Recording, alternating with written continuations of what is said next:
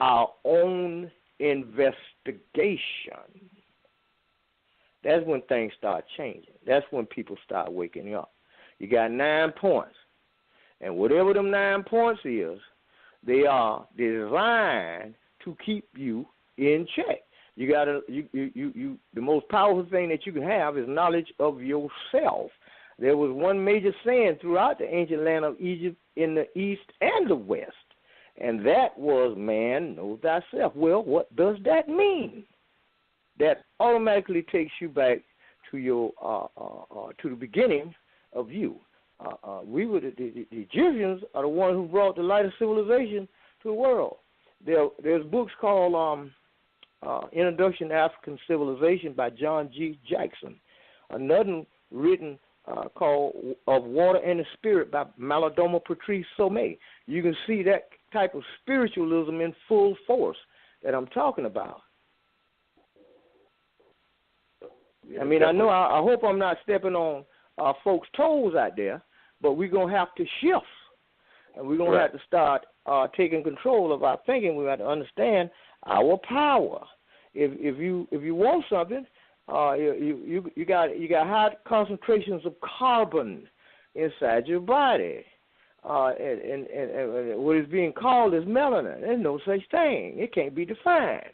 We gotta start asking questions to major issues. We gotta come to a conclusion about the definition of who and what is God. We got to come to a conclusion about the definition of who and what is Jesus. What does the ancient historical records say? How far we can go back and jump off the pages of the Bible, and what do your stories say about these subjects? We're going to have to answer these questions and get it in our brain, and when we get it, then you are powerful, because it's very difficult to oppress someone who ain't asleep. Yeah, and that's what it is. It's about trying to wake people up, because definitely there's a lot of folks that are not awake about the different things that are going on. I was just wondering, both on your show and just in your own opinion, because this has come up even in past shows, what you think about folks that are trying to find ways to unify the different folks that are being oppressed in one form or another. I mean, we just had the callers that are taking down the statue, the Confederate statue earlier, that called in earlier, and I know that a lot of times when actions like these are taken, one of the things that people are quite proud of is the fact that it crosses across divisions, and they find it's a way that, in their mind, to unify people that are all being oppressed at the same time. So I was wondering what your thoughts on that, and whether we should try, because we had a caller last week that said that we need to get ourselves together and that we didn't need to try to do unification with people that are also being oppressed that are, say, of Latin background or of quote-unquote. Well, the first thing, and the way I see that, brother, and it's based on what I know about racism and white supremacy. See, when you got a man standing there waving a flag, he on the soapbox, and he's hollering about white supremacy in any kind of shape, form, or fashion, you don't have to worry about him. You can see him. You know what he stands for. But when you got another man that look like him across the street with a suit and tie and a briefcase and walking by looking over there at him, and he keep on walking, that's the one you got to watch. See, this particular thing here is deep. It's ingrained. See, the white supremacist, he's no longer out in the streets, and he's still doing it. Some of them are with the white sheets and all of that, but he's now taking a seat in his program. He's in the economics, education, entertainment, labor law, politics, religion, sex, and war. He's in the school system. He's in the jailhouse. When it comes to the police, in order to understand, all you have to do is go back and do the research on the beginning of the police. There was a time when we had police. Okay, when they came on the scene, what was the deal? What were they doing? What happened? Were they protecting the servant, or were they slave catchers? Which one? I mean, the initial police officer was the slave patrol. He was basically the one trying to keep the slaves under check. All right, and so what is he doing today? They come in your house in a gang, knock on the door, hold up, please, hold up, and then he got the same thing that he had back then, cause he back then, it wasn't just all Caucasians. They had a brother back there too with them. Some of the brothers was back there too with them. You know, the same thing today. So we gotta see, when you get the ancient story on something, then it becomes clear to you, and you look at the nature of the situation. So as far as the police is concerned, have his nature changed? If he's doing the same thing he did back then, today, that means it has not changed. So that means that whoever it is that's paying him and controlling him, he's carrying out their ideology. So I had to bring you over another book to read. Go read the book, The Creature from Jekyll Island.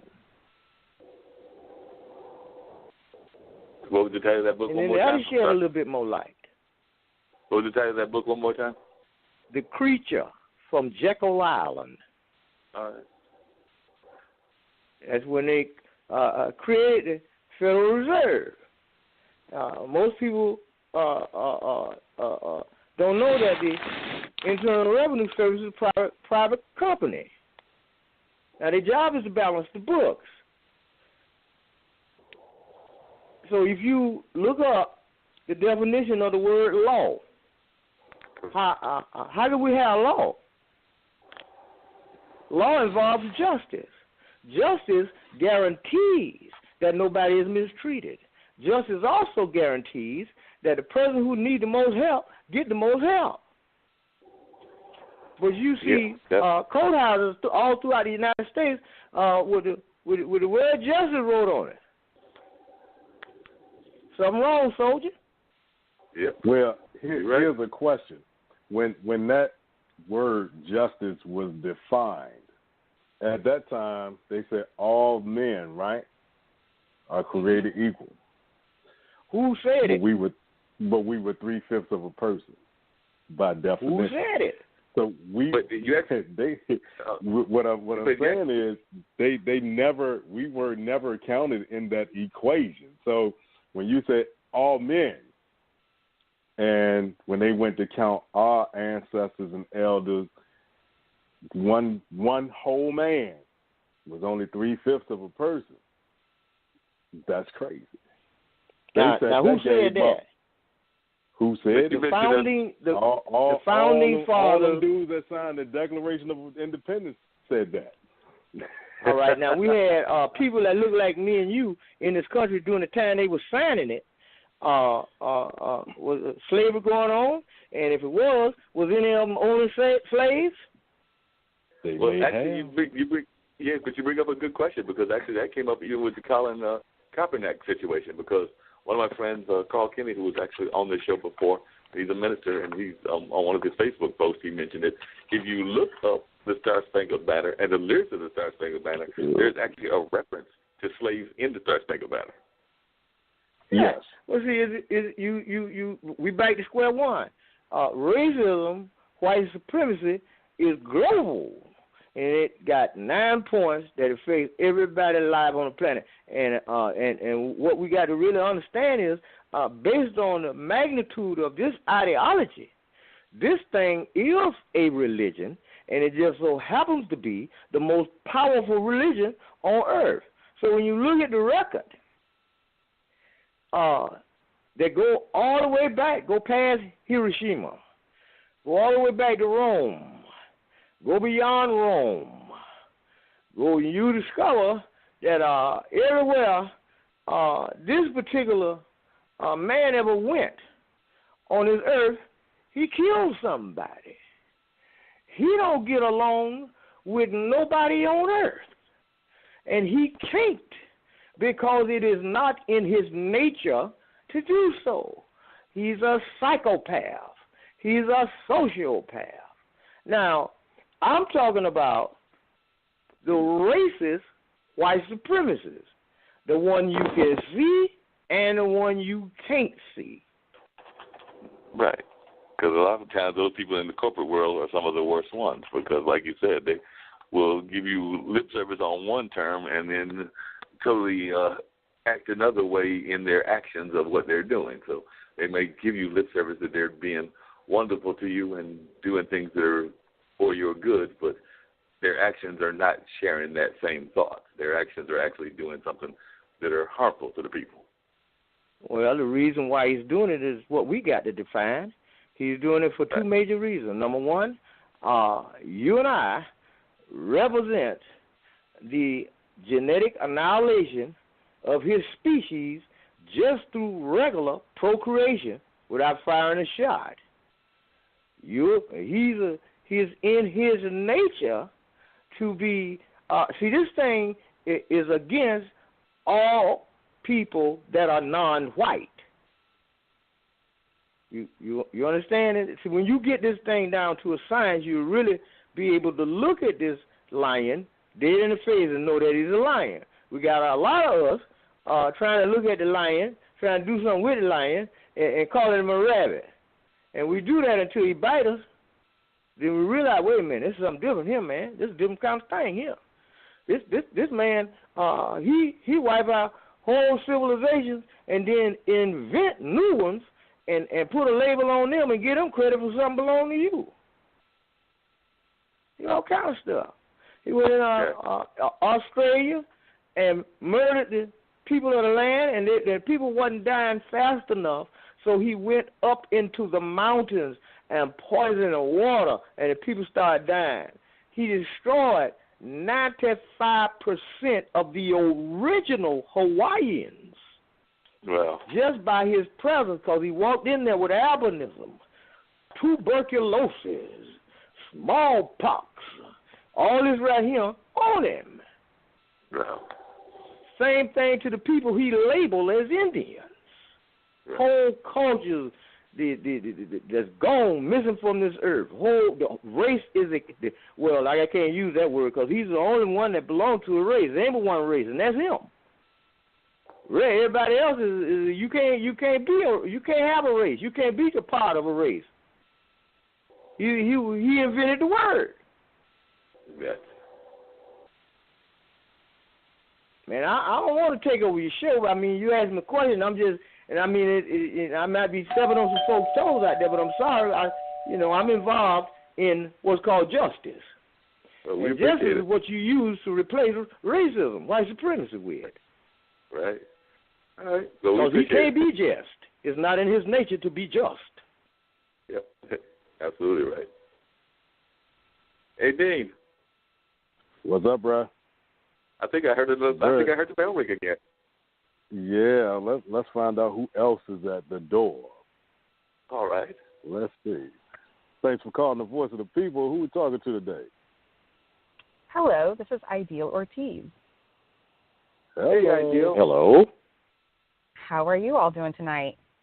We're doing good. We started off with having a discussion about what was going on with the activists that pulled down the statue earlier. We had Lone and Eva called in earlier, and then we got this gentleman from Florida that's talking to us right now. But I know for a fact that you are also one that has been involved in activism as well, taking it from a different approach. But part of the conversation is just kind of what's happening with our youth and how we're getting youth activism going on. And when I think of activists in the communities that are in the under 40, under 45 club, I usually think of you. And you bring another perspective to it because you bring not just the African American perspective, having been married to a brother and everything, but you also bring the Hispanic perspective. So I was just curious if you would talk to us about what you think is going on in terms of our activism in the world and what you think is generating a lot of this kind of activism that we're seeing, particularly among our younger folks. Yeah, I definitely believe that activism in the past and in the current moment and in the future is absolutely going to require a multi-generational approach. And often I find that movement work, the elders in movement work are sometimes not that thrilled about a multi-generational approach because our mainstream culture, our pop culture, often celebrates youth in a kind of selfish, self-centered kind of